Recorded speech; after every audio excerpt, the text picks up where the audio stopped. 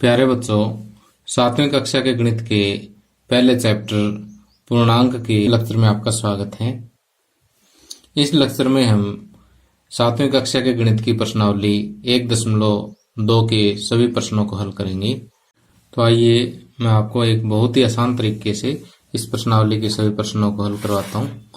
तो यहाँ पर देखिए कि जो पहला क्वेश्चन आपको दिया हुआ है वो है कि एक ऐसा पूर्णांक युग्म लिखिए जिसका योग -7 है। पूर्णांक युग्म का मतलब पूर्णांकों का एक जोड़ा, यानी दो पूर्णांक आपको ऐसे लेने हैं जिनका योग क्या हो, -7 हो। तो इस क्वेश्चन को आसानी से समझने के लिए मैं यहाँ पर एक संख्या रेखा ले रहा हूँ। इस संख्या रेखा पर देखिए कि मैं कहीं भी जीरो ले सकता हूँ। जीरो से ऊपर 1, 2, 3, 4, 5 ये प्लस में होते हैं और उसके नीचे जो है माइनस में -1, -2, -3, -4, -5, -6, -7, -8, -9 इस तरह से हमने एक संख्या रेखा ड्रा कर ली है। अब हमारा क्वेश्चन ये है कि ऐसे दो पूर्णांक लीजिए जिनका योग क्या हो, -7 हो। अब देखिए कि यहां से इस संख्या रेखा पर -7 देखिए कहाँ है, -7 ये रहा है। ठीक, तो अगर हम -7 तक पहुंचना चाहते हैं तो जैसे मैं ये कहता हूं कि दो छलांगों में आपने यहां से -7 तक पहुंचना है। तो हम कितने तरीके से पहुंच सकते हैं? ऐसे हमारे पास अपरिमित रूप से अनेक तरीके हैं कि हम दो छलांग मार करके -7 तक पहुंचे।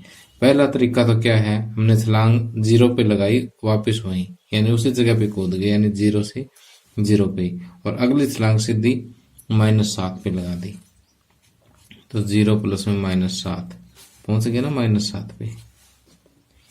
अब क्या हो सकता है कि पहली छलांग लगाएं, -3 पे चले जाएं, अगली छलांग में 1, 2, 3 और 4 और, यानी नीचे की तरफ जा रहे हैं तो -4, तो अभी हम क्या करेंगे, -7 तक पहुंच जाएंगे। ठीक, इसी तरह से पहले छलांग में हो सकता है कि मैं -6 पे पहुंच जाऊं और अगली छलांग में एक और नीचे का मतलब एक और माइनस में -7 तक पहुंच गए। अब और क्या हो सकता है कि, और ये हो सकता है कि मैं पहले 3 ऊपर चला जाऊं। ठीक, पहले क्या हो सकता है कि 1, 2, 3 प्लस में चला जाऊं और उसके बाद सीधा -7 पे, यानी -7 पे सीधा आने के लिए मुझे कितना नीचे जाना पड़ेगा, 1, 2, 3, 4, 5, 6, 7, 8, 9 और 10 नीचे की तरफ आना पड़ेगा, तो -10, तो भी -7। ओके, और ये भी हो सकता है कि पहले मैं सीधा 7 की बजाय सीधा -9 पे चला जाऊं। ठीक, और फिर मुझे 2 वापस ऊपर आना पड़ेगा, ऊपर की तरफ आएंगे तो इसका मतलब प्लस का होगा। ठीक, तो इसमें क्या है कि जब नीचे की तरफ जाएंगे तो माइनस, ऊपर की तरफ जाएंगे तो आपने प्लस, डायरेक्शन देखनी है। ठीक है, तो देखिए आपसे पूछा तो एक ही युग्म था, लेकिन मैंने आपको समझाने के लिए 1, 2, 3, 4, 5 युग्म लिख दिए। ठीक, तो ऐसे ही और युग्म लिख करके मुझे कमेंट करना, आपने कैसे करना है कि फर्स्ट ए, ठीक, और उसके बाद आपने जैसे युग्म चूज किए -5 और -2। ठीक, तो इस टाइप से आपने अपना कमेंट मुझे पास करना है। ओके, अब पहले योग वाला ही लेते हैं, तो एक बार बी को हम बाद में समझें क्योंकि अंतर वाला है। तो योग, अब ये कहता है कि ऐसा पूर्णांक युग्म लिखिए, यानी ऐसे दो पूर्णांक लिखिए जिनका योग 0 हो। योग 0 के लिए कि पहले मैंने +3 यानी 0 पे पहुंचना है, तो पहले तो मैं +3 पे गया, फिर वापस 3 नीचे की तरफ आऊंगा, तो यानी पहले 3 ऊपर की तरफ एक छलांग में, तो ऊपर की तरफ छलांग प्लस होती है, नीचे की तरफ जाएंगा तो माइनस, तो क्या आ जाएगा, 0 आ जाएगा। तो कहने का मतलब ये है कि एक संख्या प्लस की और एक ही माइनस की, जब इनको जोड़ते हैं तो ये आपस में क्या कर देंगे, एक दूसरे को कैंसिल कर देंगे। इसी तरह से मान लिया मैं पहले -7 पे चला गया और फिर 0 पे आने के लिए, क्योंकि योग 0 है तो 0 पे आने के लिए मुझे वापस 7 ऊपर आना पड़ेगा। 7 ऊपर का मतलब 7 प्लस आना पड़ेगा।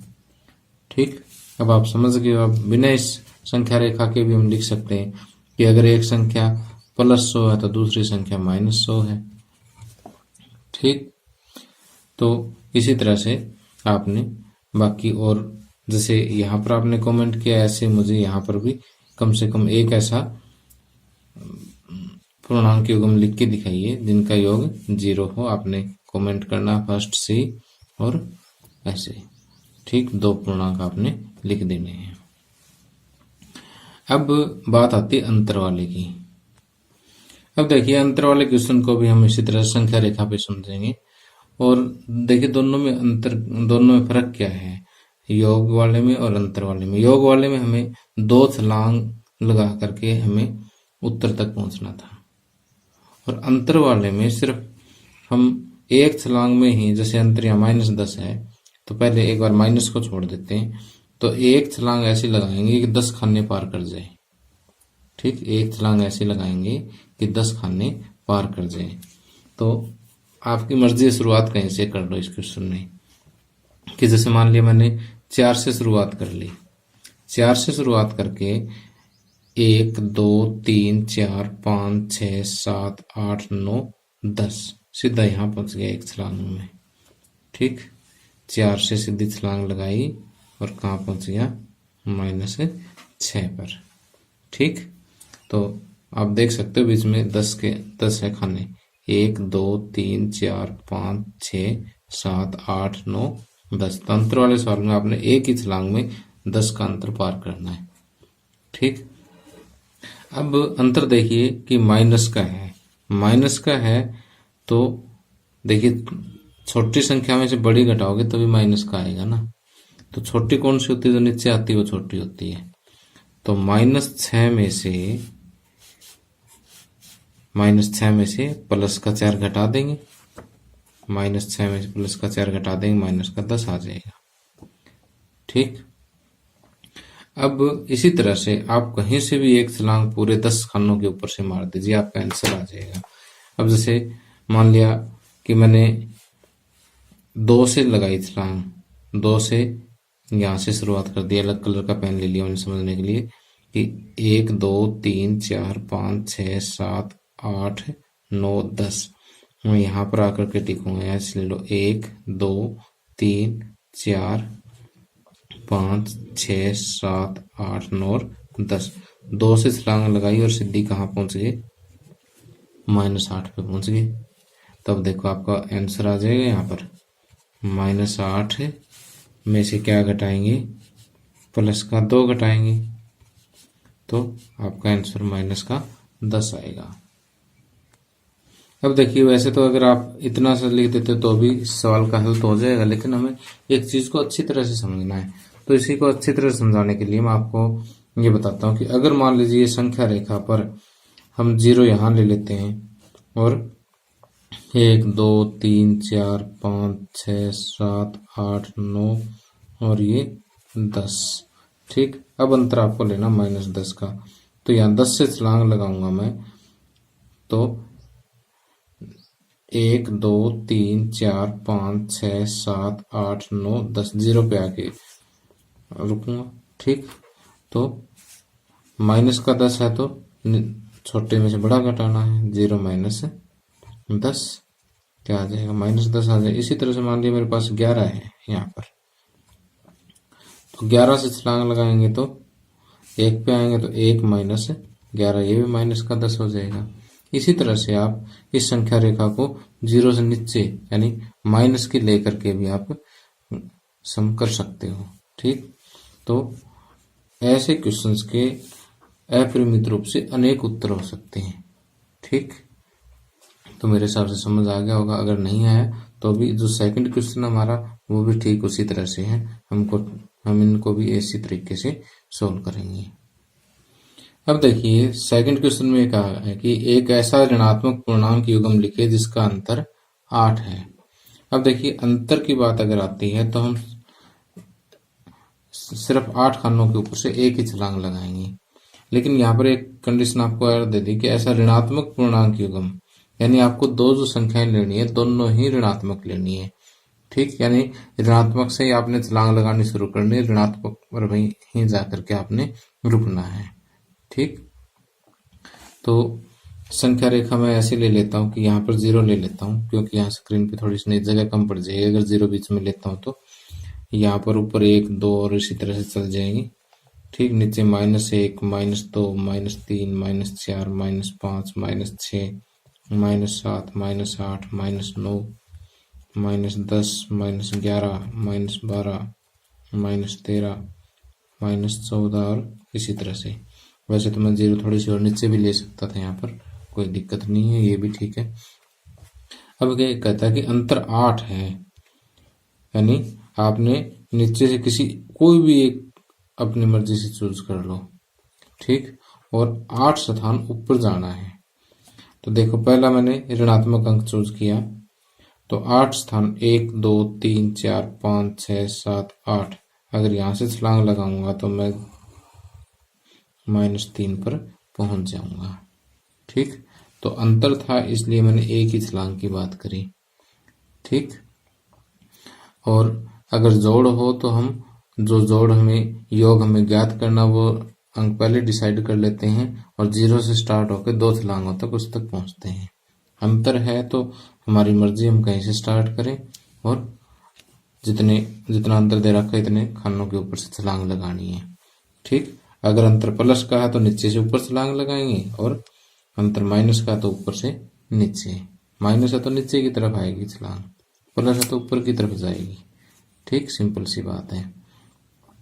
तो -11 से खुद देख कहाँ जाके गिरे, -3 पे, तो -3 और -11 का जो अंतर है वो कितना है, 8। क्योंकि -3 बड़ा है, -11 छोटा, तो बड़े में छोटा घटा दिया हमने, या फिर जहाँ से जा करके गिरे वहां से जहां से चले वो घटा दिया। ठीक, अब जैसे एक अंतर तो ये आ गया, अब इसकी कंडीशन भी पूरी होगी कि दोनों ही ऋणात्मक पूर्णांक है। देखिए ये भी ऋणात्मक, ये भी ऋणात्मक। या फिर आप ऐसा कर सकते हो कि 9 से चलो, 9 से चले हम 1 2 3 4 5 6 7 8, 9 से चल के -1 पर आए। अब देखिए दोबारा बताता हूं कि हमें 8 प्लस का 8 अंतर लेना है, तो हम -9 से शुरू करके -1 तक पहुंच जाएंगे। 1 2 3 4 5 6 7 8। ठीक, अब अंतर प्लस का है तो बड़े में से छोटा घटा दो, तो -1 में से -9 घटाएंगे तो क्या आएगा, प्लस का 8 आ जाएगा। कैसे आएगा वो भी आप इसको सोल्व भी कर सकते हो। -1 दोनों सेम निशाना था, प्लस का 9। ठीक, और उसके बाद मैंने आपको सिखा रखा है 9 -1 क्या हो जाएगा, 8 हो जाएगा। ठीक, तो ये तो जस्ट सोल्व किया आपने, युग्म लिखने -1 और -9। ओके, अब ए पार्ट हम इसका सोल्व कर चुके हैं और उसके बाद बी पार्ट में देखिए कि एक ऋणात्मक पूर्णांक और एक धनात्मक पूर्णांक लिखिए जिसका योग -5 है। एक ऋणात्मक पूर्णांक लिखना और एक धनात्मक पूर्णांक, और योग कितना लेना है, -5।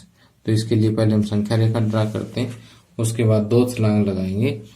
ठीक, एक ऋणात्मक में और एक धनात्मक में, और पहुंचेंगे 0 से शुरू करके 2 छलांग लगाएंगे, एक ऋणात्मक की और एक धनात्मक की, यानी एक ऊपर की तरफ और एक नीचे की तरफ छलांग लगाएंगे और -5 पर पहुंच जाएंगे। अब आगे इसका बी पार्ट देखिए क्या है। उसके एक ऋणात्मक और एक धनात्मक पूर्णांक लेना है जिनका योग -5 है, यानी हमें 0 से चल के 2 छलांगों में -5 तक पहुंचना है, जिसमें से एक छलांग क्या हो, धनात्मक, यानी एक ऊपर की तरफ छलांग हो, और एक ऋणात्मक यानी एक छलांग नीचे की तरफ हो। तो जैसे मैं ऐसे ले सकता हूं कि एक तो जैसे पहले 2 पे चला गया, ठीक, तो 2 पे ऊपर की तरफ गया हूं। ठीक, तो प्लस का 2 ले लिया। उसके बाद मुझे -5 तक आना था। देखो 1 2 3 4 5 6 7 7 खानों की हमें एक छलांग लगानी पड़ेगी, या ऐसे भी काउंट कर सकते हो 2 से। 1 2 3 4 5 6 और 7। 7 नीचे की तरफ आया तो -7, ऊपर की तरफ गया तो 2 ऊपर की तरफ गया तो प्लस का 2 और फिर माइनस का 7। ठीक, और टोटल आ जाएगा -5। ठीक, तो इसी तरह से आप और भी कर सकते हो कि पहले हो सकता है कि आप सीधे 0 से ऊपर की तरफ जाने के बजाय 0 से सीधा ऐसे मान लिया कि आप 9 पे आ गए, -9 पे आ गए। ठीक, 9 नीचे की तरफ गए तो -9। फिर 5 तक आने के लिए आपको वापस 1 2 3 4 ऊपर की तरफ आना पड़ेगा। 4 ऊपर की तरफ आए तो 4 प्लस में ही आए ना, तो -9 प्लस का 4, ये भी क्या आएगा, -5 आएगा। ठीक, तो जोड़ के सवालों में आपने क्या करना है, 0 से स्टार्ट करके और जो आपको जोड़ ज्ञात करना वहां तक आपको 2 छलांगों में पहुंचना है। ठीक, अगर ये कहे कि दोनों ही ऋणात्मक हो तो पहले हम क्या करेंगे, 0 से 2 पे चले जाएंगे, 2 से फिर आगे 3 और नीचे चले जाएंगे। ओके, तो दोनों ऋणात्मक आ जाएंगे। तो इस टाइप से आप ये सम कर सकते हैं। और अब आइए सी पार्ट समझते हैं। सी पार्ट में कहता है कि एक ऋणात्मक पूर्णांक और एक धनात्मक पूर्णांक लिखिए जिनका अंतर -3 है। तो देखिए अंतर की बात कर रहा है तो हमें सिर्फ 3 खाने छलांग लगानी है, और वो भी एक ही छलांग लगानी है। अंतर में एक ही होती है, अंतर में एक ही छलांग लगानी होती है। तो यहाँ पर क्योंकि 3 की ही छलांग है तो देखिए कि 0 1 2 -1 -2 -3, चलो मैं यहाँ तक ले लेता हूँ -4। ठीक, तो 3 का अंतर ले लेता हूँ मैं। अंतर ये ले लिया मैंने 1 2 3 का। ठीक, तो 1 से छलांग लगाई और -2 तक पहुंच गए। तो अंतर लेना है माइनस में, माइनस में अंतर लेना है तो छोटे में से बड़ा घटाएंगे। तो -2 में से प्लस का 1 घटा देंगे, क्या आ जाएगा, -3 आ जाएगा। या फिर आप क्या कर सकते हो कि 2 से छलांग लगाओ -1 पे आ जाओ, तो भी 1 2 और 3 खाने हो जाएंगे। तो ये भी हम लिख सकते हैं कि छोटे में से बड़ा घटा दिया, तो अभी क्या आ जाएगा, -3 आ जाएगा। ठीक, अब कोई बच्चा ये कहता है सर कि मैं तो -1 से जाऊंगा, -1 से जाऊं और देखो कहता है कि -1 से स्टार्ट किया, 1 2 और 3, लो जी -4 पे पहुंच गया। तो देखो अभी मैं आपको समझा रहा हूँ, ये आंसर नहीं लिख रहा हूँ कि अगले का तो ठीक है कि -1 से गया -4 पे पहुंच गया, तो -4 में से -1 घटाएंगे तो अभी क्या आएगा, -3 आएगा। लेकिन अब देखिए कि हमें क्वेश्चन में क्या दिया कि एक ऋणात्मक पूर्णांक और एक धनात्मक पूर्णांक हो, लेकिन हमारे यहाँ पर दोनों ही ऋणात्मक आ गए। ठीक, इसलिए क्वेश्चन की कंडीशन पूरी नहीं करता, इसलिए हम इस टाइप का आंसर नहीं लिखेंगे। हम छलांग लगाएंगे 0 के ऊपर से और जाएंगे नीचे की तरफ, ताकि एक धनात्मक पूर्णांक आ जाए और एक ऋणात्मक आ जाए। ठीक, समझ गए। तो जहां पर अंतर देखना है वहां पर आपने पहले ही अंतर ले लो। ठीक, और फिर एक छलांग लगाओ। ठीक, और अगर अंतर माइनस में लेना है तो नीचे में से ऊपर वाला घटा दो, और अंतर प्लस का लेना है तो ऊपर में से नीचे वाला घटा दो। ठीक, और अगर योग लेना है तो आपने अपना टारगेट पहले ही फिक्स कर लेना है कि 0 -1 -2 -3 -4 -5 की -5 पे पहुंचना है। तो आपका टारगेट पहले फिक्स हो, चलना कहाँ से ये भी फिक्स है। ठीक, अब 2 छलांगों में, अब इसमें ऊपर की तरफ जो छलांग लगाओगे प्लस और नीचे की तरफ जो लगाओगे वो माइनस। ओके, तो योग के सवालों में ऊपर की तरफ छलांग लगाई गई प्लस और नीचे की तरफ छलांग लगाई गई माइनस होती है। ठीक, समझ गए। और यहाँ कोई चक्कर नहीं है, यहाँ तो पहले गैप काउंट करना है और फिर आपने एक छलांग लगानी है। ओके, और उसके बाद ऐसे करने के बाद आपने बिना संख्या रेखा के भी इन सवालों की प्रैक्टिस करनी है। ये संख्या रेखा सिर्फ आपके दिमाग में ही चलनी चाहिए। ठीक है, कि हम यहाँ से यहाँ जाए तो इतना अंतर आ जाएगा। ओके, अब आगे देखिए, एक बहुत ही आसान सा क्वेश्चन है कि किसी प्रश्नोत्तरी के 3 उत्तरोत्तर चक्रों में टीम ए द्वारा प्राप्त किए गए अंक -40, 10 और 0 थे और टीम बी द्वारा प्राप्त किए गए अंक 10, 0 और -40 थे। किस टीम ने अधिक अंक प्राप्त किए? क्या हम यह कह सकते हैं कि पूर्णांकों को किसी भी क्रम में जोड़ा जा सकता है? अब देखिए कि मैं आपको थोड़ा सा आसान भाषा में स्टेटमेंट को समझाता हूँ कि जैसे कोई प्रश्नोत्तरी प्रतियोगिता है स्कूल की और उसमें 3 राउंड है। पहले राउंड में टीम ए ने क्या किया कि टीम ए ने पहले राउंड में -40 अंक प्राप्त किए। ठीक, क्योंकि जो गलत उत्तर देते हैं उसके नंबर कट जाते हैं ना, कट जाते तो माइनस में चले जाएंगे, सीधी सी बात है। दूसरे राउंड में उसने 10 अंक प्राप्त किए, तीसरे राउंड में उसने 0 अंक प्राप्त किए। इसी तरह से टीम बी ने जो है पहले राउंड में 10 अंक प्राप्त किए, दूसरे राउंड में 0 प्राप्त किए और तीसरे राउंड में -40 अंक प्राप्त किए। तब ये पूछता है कि किस टीम ने अधिक अंक प्राप्त किए। अब इनको हम जोड़ के देखते हैं। ठीक है, फिर हमें पता लगेगा कि किस टीम ने अधिक अंक प्राप्त किए। तो हम लिखेंगे टीम ए द्वारा प्राप्त कुल अंक कितने हो जाएंगे? -40 plus 0, sorry plus 10 plus 0, -40 plus 10 plus 0। तो माइनस का 40 और प्लस 10 -30 और -30 में 0 जोड़ेंगे तो ये कितना आएगा? माइनस का 30 ही आएगा। और फिर हम देखेंगे कि टीम बी द्वारा प्राप्त कुल अंक। ओके, टीम बी ने जो है कुल कितने अंक प्राप्त किए वो भी हम यहाँ पर जोड़ देते हैं।